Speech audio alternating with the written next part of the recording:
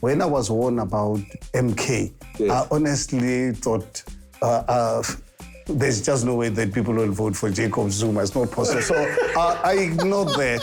We cannot afford to live in a country of identity politics. It's very dangerous for future generations. According to Mr. Mashaba, identity politics is bad, but identity hair products is good. You have a Gated McKenzie who ran on more or less the same platform of foreigners. Do you think that Gated McKenzie stole your shine? We're not talking about Hambe. Yes, they must go without any doubt. There must be mass deportation, but let's really do it through our legal structures. Just for you, sir, I just want you to know that the whole team is South African, except for one Congolese person. We knew that you were going to be here, so we put you on special leave. Comrades, welcome back to the Politically Aware podcast with me, your host, Kagiso KG Mukhadi. On today's episode of the show, we have someone who is no stranger to controversy. This businessman turned politician loves golf. He's tough on immigration and is now getting a second taste of power in the nation's capital. No, I'm not talking about Donald Trump. I am talking about ActionSA's party leader, Herman Mashaba. His party won 6 seats in parliament in the 2024 national elections and scored the mayorship of Tshwane through a coalition with the ANC and the EFF. But before politics, Mashaba was best known as the businessman behind Black Like Me hair care products. It's only in 2016 that he got involved with the DA and became the mayor of Joburg. 3 years later, he left the party to form ActionSA, a party which promised economic reforms, good governance, and non-racialism. With a global political shift to populism and right-wing politics, is Mashaba a continuation of this trend, or just a practical guy who wants to get things done? Keep your hair on, comrade. We're about to find out. This is the Politically Aware podcast. Let's get away.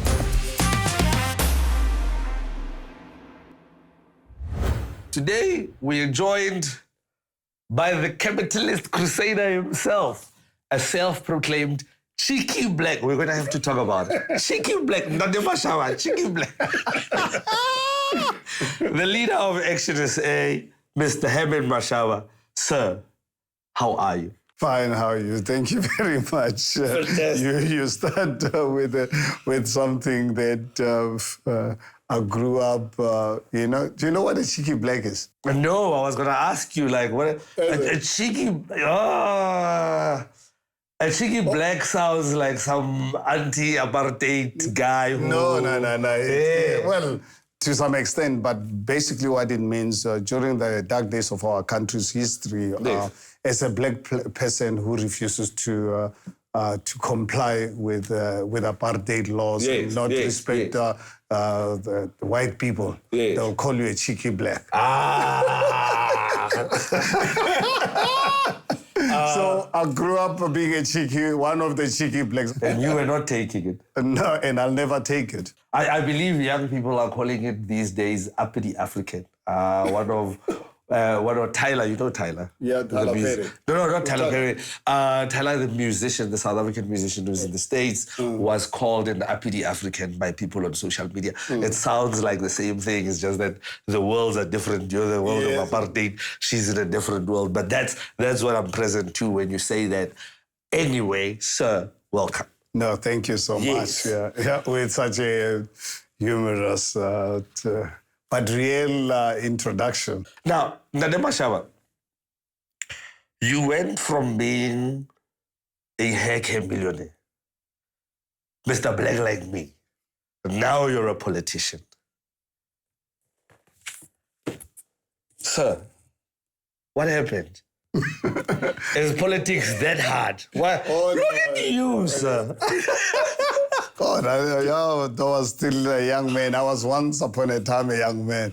I started my business career at the age of 22 because I just did not really want to work for someone else. I wanted my personal freedom and I decided to pursue a business career.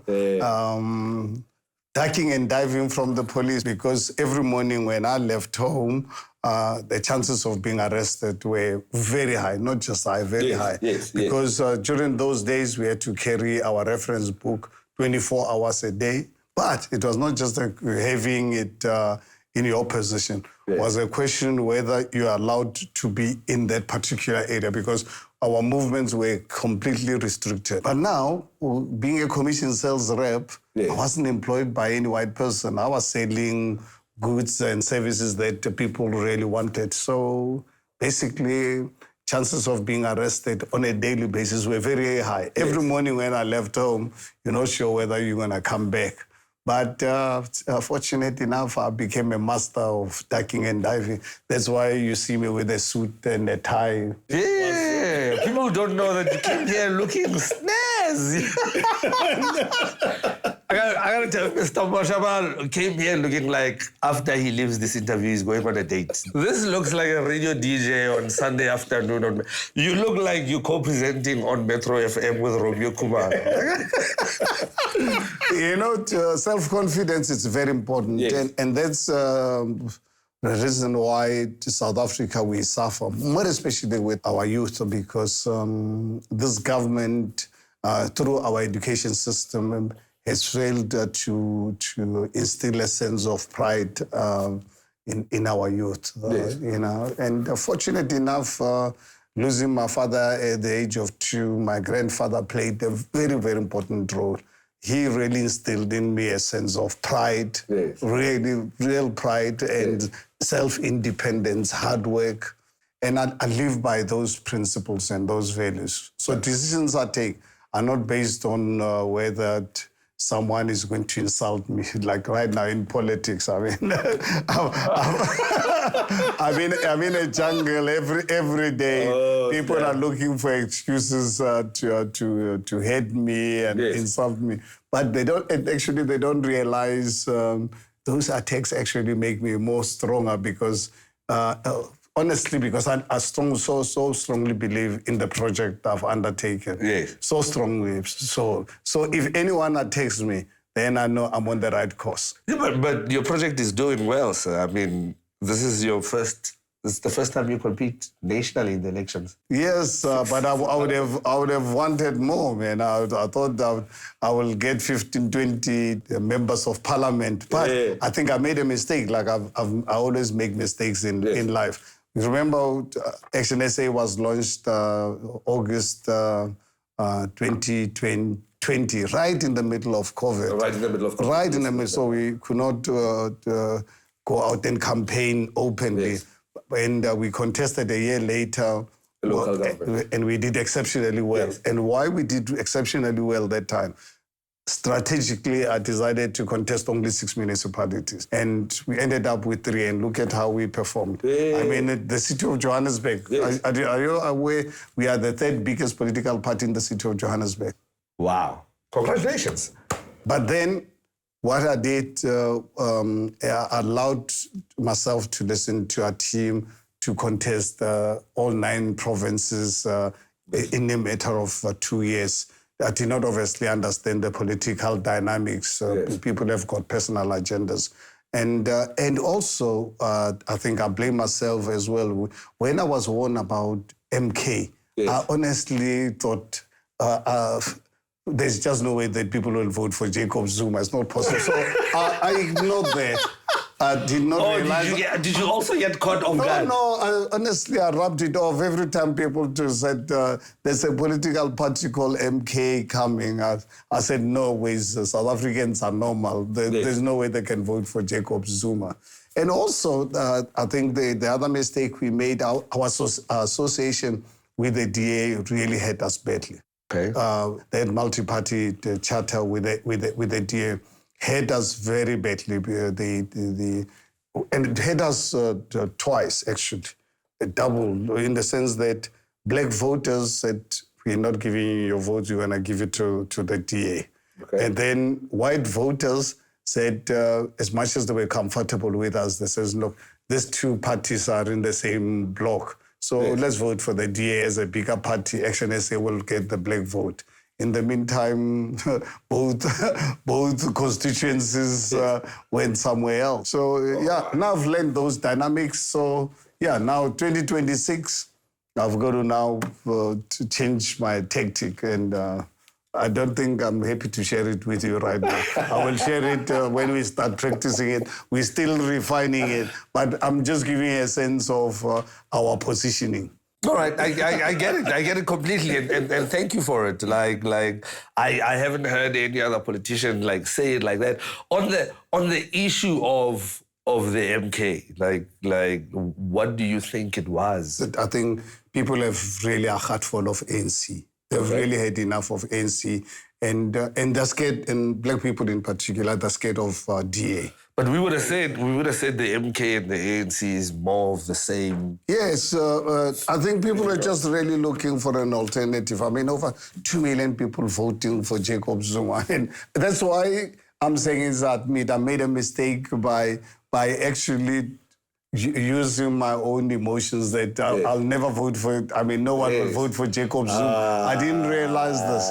But now I think I've got to come out wiser. And when you think of other smaller parties, you have a Gated McKenzie who ran on more or less the same sort of platform of foreigners, that sort of thing, deportations. And do you think that Gated McKenzie stole your shine? Not really. I think his approach was much more on a radical side. I really believe in the rule of law and respect. And obviously, the other thing that you must understand, the Gaten's party was 10 years old. We ActionSA at the time was only 3.5 years. 3.5 years. So I think it was really the timing. And one thing that South Africans must know, we are going to insist on the sovereignty of this country. The illegal foreigners must be sent back. But we want to do it within the legal framework. We're not talking about Hambe. Yes, they must go without any doubt. There must be mass deportation, but let's really do it through our legal structures. Just for you, sir, I just want you to know that the whole team is South African, except for one Congolese person. We knew that you were going to be here, so we put out special leave. I can tell you. She'll be back after the episode ends. Oh, my goodness, my personal friend, Ghanaian guy. Yes. Zimbabwean. I've actually educated lots of Zimbabwean kids. This young girl, when she approached me at the age of 18, I was still in business at the time, came all the way to my office in Sandton, and I looked at her results, done very well. I took her to Pretoria University, paid 100%, took her like my own daughter. Today, she's an actual scientist. And unfortunately, in the process, because of Black economic empowerment legislation, an American company decided to steal her from South Africa. So you can imagine my investment is helping Donald Trump and America today, as we speak. But I don't regret it. I've given someone, it's one of thousands of kids I've educated over the last 40 years of my business career. You have said that what is going on is not a GNU, it's a grand coalition. I'm sure even Helen Zille, remember, has confirmed it in a recent trip to the US. Remember, she has actually confirmed it's a grand coalition between the ANC and DA. The other parties are just brought in there for gimmicks. It's not a government of national unity. Look, ActionSA, we were invited to participate, but I realized, I think this is just a gimmick. We don't want to really be part of the gimmick. But also at the same time, what was even more important for us as ActionSA, when we took a decision not to participate, was because obviously with our DA being removed as an opposition, remember, even a week after the formation of this grand coalition, Helen made a statement that they will protect Phala Phala. Yes. So those are things that I'm saying is, you can imagine if there's no effective, constructive opposition party in the dynamic, will really be doing disfavor to the country. So we've taken that space, because that space can't be played by MK. There's no way MK is going to fight corruption. Yes. Because if you look at MK, I mean, that's the home, the epicenter of corruption. But they are the opposition. They are the opposition. Yes, but it's for that reason I thought at the time that people will not vote for characters like this. Okay. And look at what almost everyone in Parliament today representing the MK.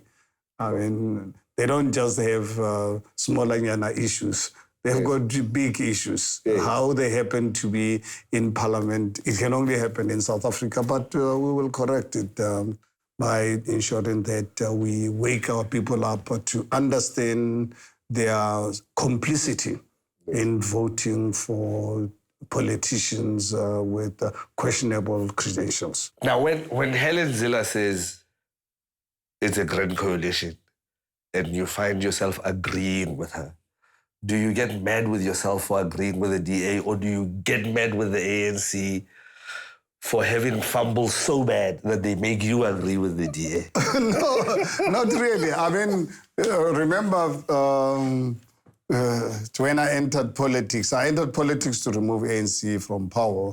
I remember when DA approached me in late 2015 to be the mayoral candidate for the city of Johannesburg. Yes. And I said to myself, what the hell is going on?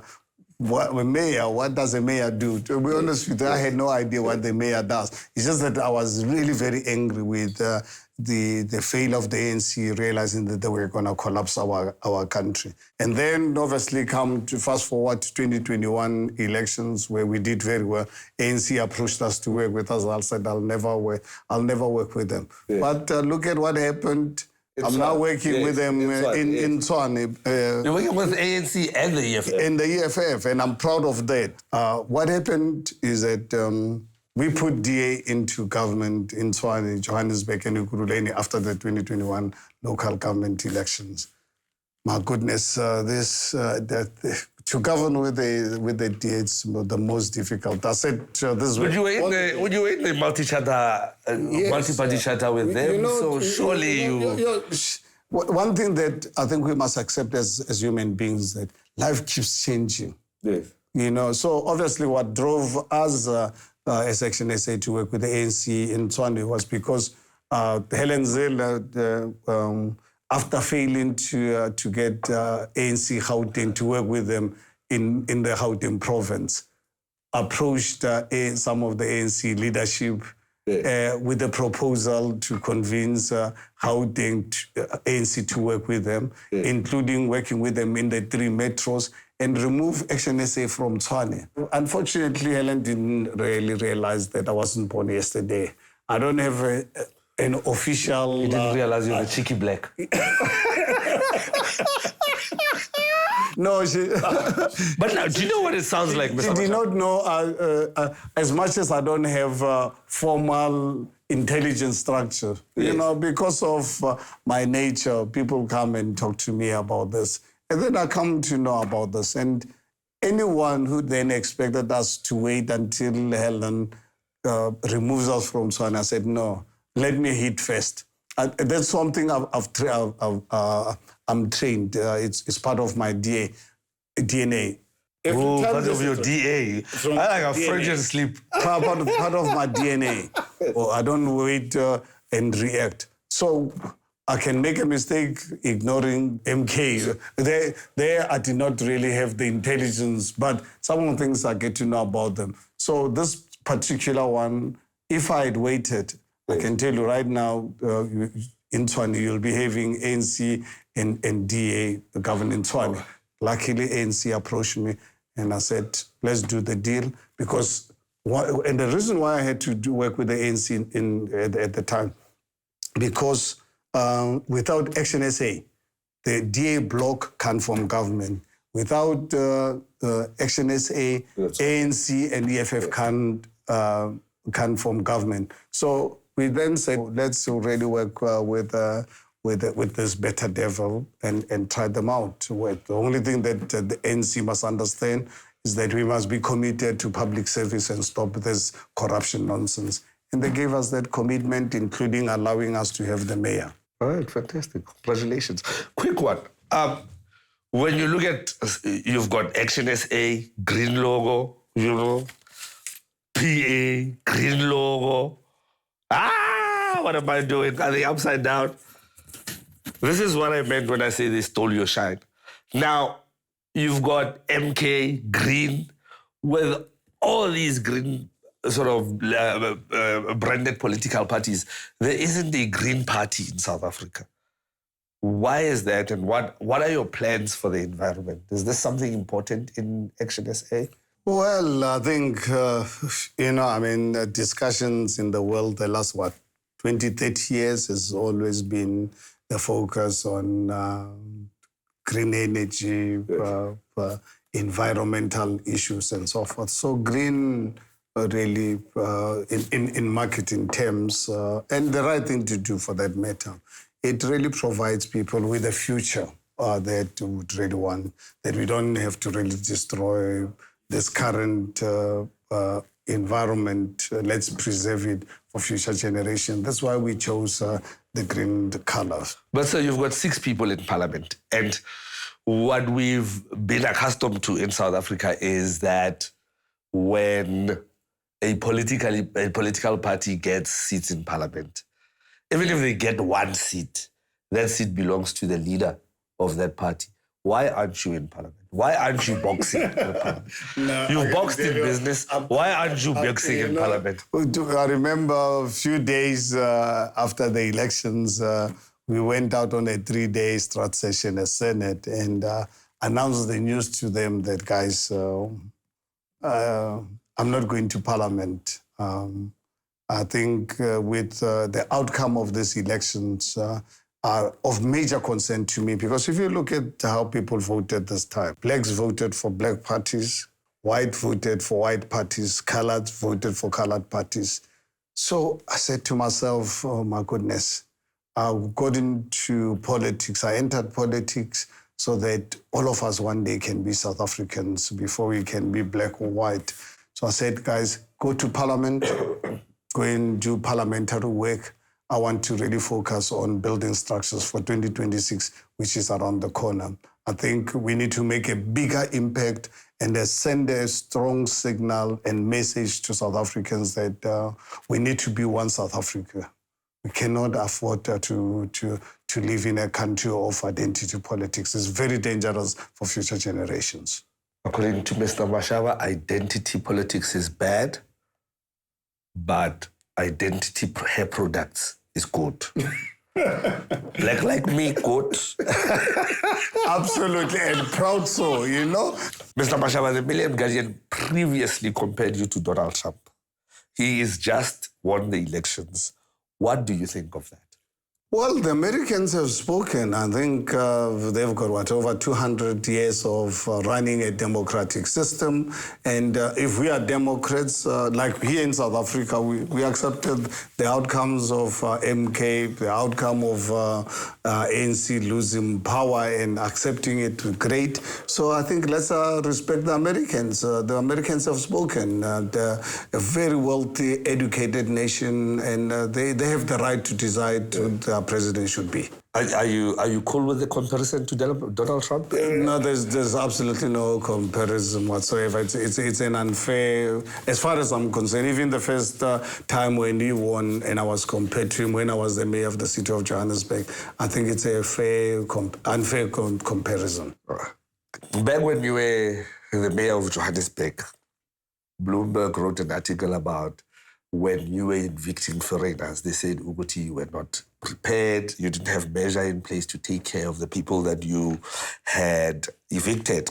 This was despite legal experts warning you that it's unconstitutional. But you said the international aid agencies should take care of them. Will you do the same in Tshwane, or has your approach changed? Well, I think whoever wrote that article must have smoked something. Because because he wasn't really dealing with reality. Because when I was the mayor evicting people, we were doing everything possible to follow the law. But what was important, people did not expect me to cooperate with criminals. But I respect the law. So I think this was an unfair analysis. An analysis actually based not on facts, based on hype, based on actually the destruction of this country. We must understand there are people who are huge beneficiaries of the chaos in our country. So anyone that wants to really bring the rule of law in this country becomes an easy target, like they're doing right now in the United States with Trump. That's the reason why some people would want to equate me to Trump. Now, the last question. 2026 elections coming up. Jacob Zuma is poaching members of the EFF into the MK. Do you see this as an opportunity for your party to... Well, if I look at all the political parties, I see huge opportunities, all of them. ANC, they don't have a political will to provide the services or to govern. The DA is viewed as a dangerous racist party. MK, disaster, total disaster.